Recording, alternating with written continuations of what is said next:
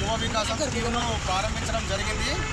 అయితే ఈ రాజీవ్ యువ వికాసం స్కీమ్లో భాగంగా అర్హులైన ఎస్సీ, ఎస్టీ, బీసీ, మైనారిటీ వర్గాల యువకులకు, నిరుద్యోగులకు 1 లక్ష నుండి 3 లక్షల రూపాయల వరకు సబ్సిడీ మీద రుణాలు ఇవ్వడం జరుగుతుంది.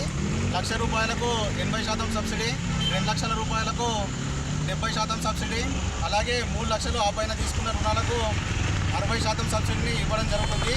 దీన్ని బీర్పూర్ మండల యువజన కాంగ్రెస్ తరఫున హర్షిస్తూ స్వాగతిస్తున్నాము. అలాగే ముఖ్యమంత్రి రేవంత్ రెడ్డి గారికి, ఉప ముఖ్యమంత్రి మరియు ఆర్థిక శాఖ మంత్రులు బట్టి విక్రమార్క గారికి, బీసీ సంక్షేమ శాఖ మంత్రులు పొన్నం ప్రభాకర్ గారికి, దామోదర్ రాజనరసింహ గారికి కూడా ప్రత్యేకంగా చేతులు జోడించి ధన్యవాదాలు తెలియజేస్తున్నాము. అలాగే ఈరోజు బీర్పూర్ మండల కేంద్రంలో ముఖ్యమంత్రి రేవంత్ రెడ్డి గారికి పాదాభిషేకం చేయడం జరిగింది. అలాగే ఈ యొక్క స్కీమ్ను బీర్పూర్ మండల యువత, నిరుద్యోగులు అందరూ కూడా ఆన్లైన్లో అప్లికేషన్ అప్లై చేసుకొని ఈ అవకాశాన్ని సద్వినియోగం చేసుకోవాలని మనస్ఫూర్తిగా తెలియజేస్తున్నాము. అలాగే 2 రోజుల క్రితం నిన్న బీసీ వర్గీకరణ, అలాగే ఎస్సీ వర్గీకరణ కూడా అసెంబ్లీలో తీర్మానం చేయడం జరిగింది.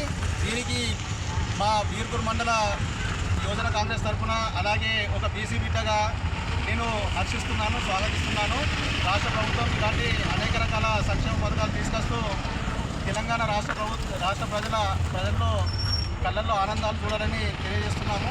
అలాగే ఇంత మంచి స్కీమ్లు ప్రవేశపెడుతున్నందుకు కాంగ్రెస్ పార్టీ ప్రభుత్వానికి కూడా ఒక కాంగ్రెస్ పార్టీ కార్యకర్తగా, ఒక రైతుగా, ఒక యూత్ సభ్యునిగా కూడా ప్రత్యేకంగా ధన్యవాదాలు తెలియజేస్తున్నాను. కాంగ్రెస్